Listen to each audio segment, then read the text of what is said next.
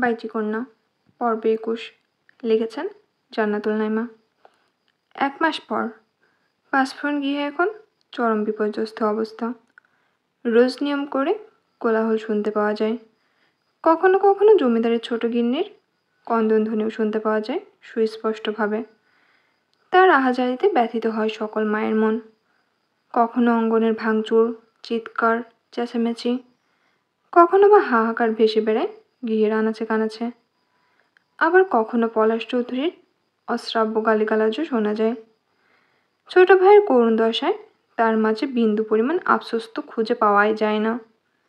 আবার ভাইটা যখন মস্তিষ্কের তীব্র যন্ত্রণায়, মনের তীব্র ক্লেশে আবিষ্ট হয়ে ছটফট করে, আর্তনাদ করে, সকলের প্রতি ক্ষোভ প্রকাশ করতে গিয়ে গায়ে হাতও তুলে, তখন ক্রোধান্বিত হয়ে পলাশ মারধর করে অঙ্গনকে।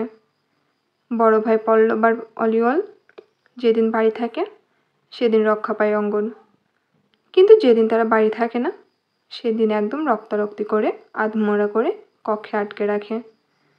এসব সহ্য করতে না পেরে, পলাশকে কোনো মতে বাধা দিতে না পেরে যখন প্রেরণা ছেলের শোকে জ্ঞান হারায়, তখনই খবর যায় প্রণয়ের কাছে।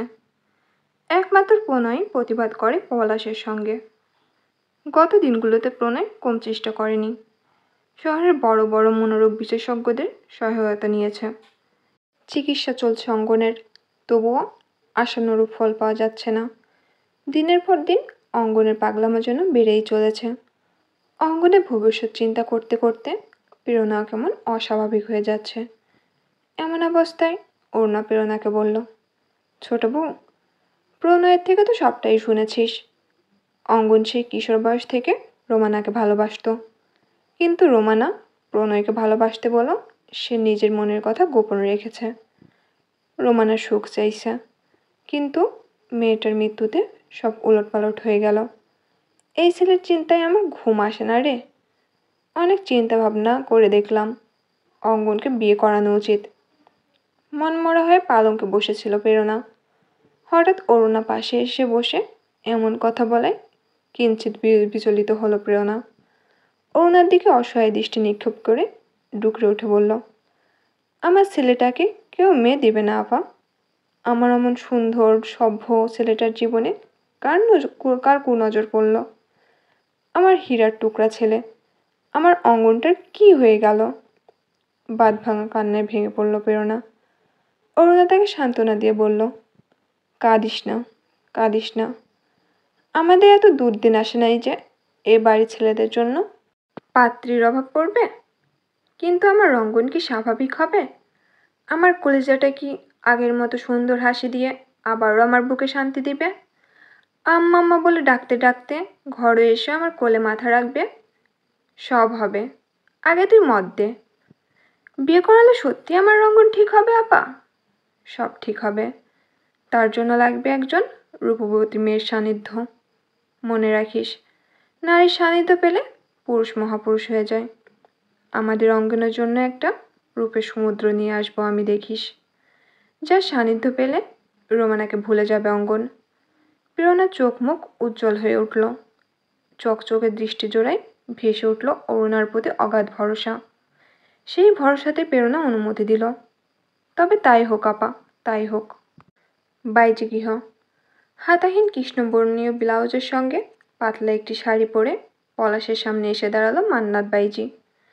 বাইজি গৃহের সেই ঘরে রয়েছে তারা যে ঘরে গত কয়েক বছর ধরে নিয়মে অনিয়মে বাসসজ্জা হয় তাদের। পুরনো বহু স্মৃতি এসে হানা দেয় মান্নাতের মনে। বক্ষস্থল হয়ে ওঠে বাড়ি। এই সেই ঘর, যে ঘরটায় প্রতিটি ইষ্টক তার আত্মনাদের সাক্ষী। চেয়েছিল আস্ত একটি ভালোবাসাময় মানব, একটি ছোট্ট ঘর, ছোট্ট সংসার। অথচ পেল আস্ত অভিশাপ। ভালোবাসা মানে অভিশাপ। হয়তো সবার বেলায় নয়, তবে জমিদারের পুত্রদের ভালোবাসা মানেই আস্ত একটা অভিশাপ, যে অভিশাপের ভার বহন করতে করতে লাশ হয়ে ক্ষান্ত হতে হয়।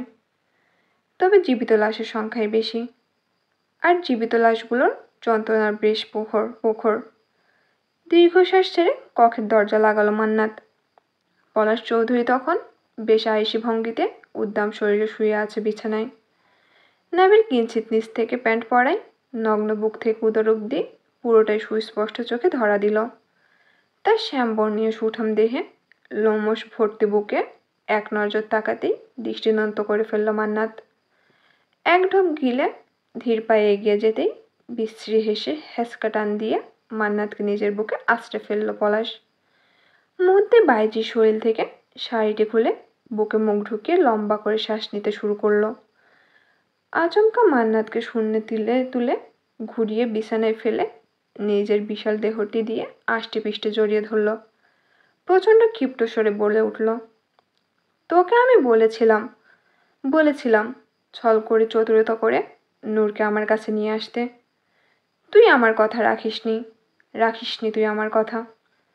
শুধু কণ্ঠে ক্ষিপ্রতা নয়, বরং নিজের শক্তিশালী দেহটি দ্বারাও অসহনীয় ক্ষিপ্রতা প্রকাশ করল পলাশ। কখনো অসহ্য হয়ে ছটফট করল মান্নাত, কখনো চোখে অশ্রুপাত ঘটালো, কখনো যন্ত্রণাময় স্পর্শগুলোর তাল মেলালো। তবু মুখ ফুটে একটি শব্দ উচ্চারণ করল না, কারণ নৃশংস মানুষটা তার থেকে ভালো মন্দ যাই শুনবে না কেন তাতেই তার ক্ষিপ্রতা বেড়ে যাবে। মনে মনে এখন সে খুব চায় পলাশ চৌধুরী তাকে খুন করে ফেলুক, তার জান কবজ করে তাকে মুক্তি দিক। জান দিয়ে দেবে, তবু তার হাতে কোনো পরিস্থিতিতে নূরকে তুলে দেবে না। বেঈমানি জমিদারিদের বংশে থাকতে পারে, কিন্তু সামান্য বাইজিদের রক্তে বেঈমানি নেই। রাত তখন 10টা ছুঁয়েছে। সোহিনুরকে বক্ষে চেপে শুয়ে আছে শারমিন। এই 1 মাসে অনেক কিছু ঘটেছে। শারমিন জানতে পেরেছে নূরের জীবনে রঙ্গনের প্রবেশের কথা। সব শুনে পায়ের নিচ থেকে যেন মাটি সরে গিয়েছে শারমিনের। এত পরিশ্রম করে, এতটা যুদ্ধ করে কী লাভ হলো তার? সেই শকুনেদের নজরেই পড়ল সোহিনুর। যেদিন তীব্র ভয়ে জর্জরিত হয়ে সোহিনুর সবটা বলে ক্ষমা চাইল, বাকরুদ্ধ হয়ে কতটা সময় বসেছিল শারমিন তা জানা নেই। কিন্তু যখন সে সংবিত ফিরে পেল, তখন সোহিনুরকে প্রচণ্ড শক্ত করে জড়িয়ে ধরে হাউমাউ করে কেঁদেছিল। বহু বছর পর অনেকটা সময় কেঁদেছিল শারমিন। সোহিনুরের ছোট্ট মস্তিষ্কে প্রবেশ করিয়েছিল তার জীবনের বিশাল বিশ্বাসঘাতকতার কথা। মায়ের থেকে সবটা শুনে সোহিনুরও বাচ্চাদের মতো ফুপিয়ে ফুপিয়ে কেঁদেছিল, প্রশ্ন করেছিল, আম্মা, জমিদার তোমাকে ভালোবাসলে এমন খারাপ জায়গায় কেন রাখলো? মাকে ভালোবাসলে বলে মায়ের অন্যায়কেও ভালোবাসতে হবে কেন? অন্যায় তো অন্যায়, সে যাই করুক না কেন। সোহিনুরের কথা শুনে গর্বে বুক ভরে ওঠে শারমিনের। মেয়ের কপালে একটা চুমু খেয়ে বলল, এই তো আমার মেয়ের কত বুঝে। তোমায় আরও বুঝতে হবে, আরও জানতে হবে। দুনিয়াটা বড় কঠিন, দুনিয়ার মানুষগুলো বড়ই স্বার্থপর। কঠিন এই দুনিয়াতে নিজেকে কঠিনভাবে গড়ে তুলতে হবে। স্বার্থপর মানুষগুলোর সাথে স্বার্থপর হয়েই লড়াই করতে হবে। সেদিনের পর থেকে শুরু হয় শারমিনের সংগ্রাম, নিজের মেয়েকে কঠিনভাবে গড়ে তোলার সংগ্রাম। যে সংগ্রামে শুরু হয়েছে বাইজিগিরের ভিতরে, আর শেষ হবে বাইরের জগতে, বিশাল পৃথিবীতে। এখন আর নূরকে একা রাখে না শারমিন, সবসময় নিজের কাছে নিজের বুকে আগলে রাখে। কতদিন হয়ে গেল অলিওলের সঙ্গেও দেখা করে না। অলিওল ঠিকই আসে, কিন্তু মেয়েকে ছেড়ে সে এক মুহূর্তের জন্যও সরতে নারাজ। মায়ের মন বুকের ভিতরে কেমন করে। সামনের দিনগুলো নিয়ে ভয় করে খুব। শহর থেকে বান্ধবীর চিঠি পেয়েছে 2 দিন আগে। সে বেশ কঠিনভাবে এবার জানিয়েছে সামনের মাসেই নূরকে তার কাছে পাঠিয়ে দিতে, নয়তো পরে আফসোস করতে হবে। বান্ধবীর চিঠির উত্তর দিয়ে শারমিনও বলেছে, প্রিয় শ্বেতারা, তুই রাগ করিস না। তুই তো জানিস জমিদারের 4র্থ পুত্র বদ্ধ পাগল হয়ে গিয়েছে। এই নিয়ে জমিদারের অবস্থাও তোকে জানিয়েছি, তাই কিছুদিন নূরের বিষয়ে তার সাথে কথা বলিনি, কিন্তু আজকালের মধ্যে তাকে জানাবো। আমার মেয়েকে এবার আমার বান্ধবীর হাতে তুলে দিতে চাই। মেয়ের মা আমি, আমাকে তো মেয়েকে পরের ঘরে দান করতেই হবে বল। তুই রাগ করিস না। যদি রাগ করিস, বেয়ান হিসেবে না হয় মনে মনে গালটা টিপে দিব। সাক্ষাতে তো আর সম্ভব হবে না। শোন বেয়ান, তোর ছেলেকে বলে দিস তার শাশুড়ি মা তার জন্য আস্ত একটি ডায়েরি পাঠাবে।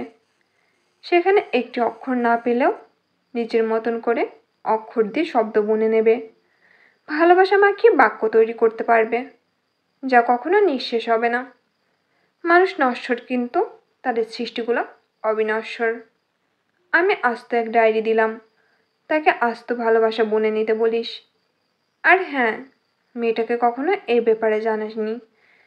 তুই আমাকে 2 দিন সময় দে, আমি সবটা সাজিয়ে গুছিয়ে নিয়ে আমার অমূল্য রতন কলিজার টুকরাকে শীঘ্রই পাঠিয়ে দিব।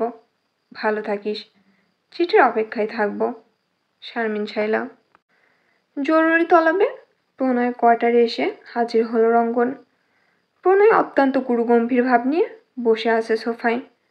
রঙ্গন গিয়ে তার পাশে বসল। প্রণয় হাতে কিছু পেপারস নিয়ে ঘাটাঘাটি করছে।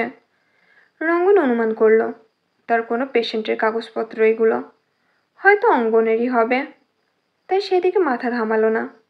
অপেক্ষা করল প্রণয়ের কথা শোনার জন্য। গুটি কয়েক মিনিট পর কাগজপত্র গুছিয়ে পাশে রাখল প্রণয়।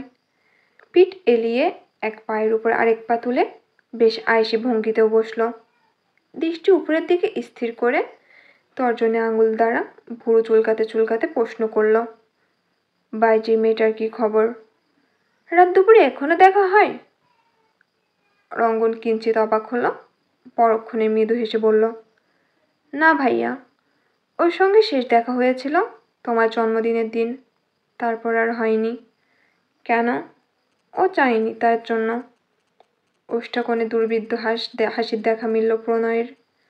সহসা রঙ্গনের দিকে ঝুঁকে তীক্ষ্ণ দৃষ্টি নিক্ষেপ করে প্রশ্ন করল, ওর সাথে ব্যাপারটা কত দূরে গিয়েছিল রঙ্গন? হাত অবধি নাকি আরও গভীরে গিয়েছিলি?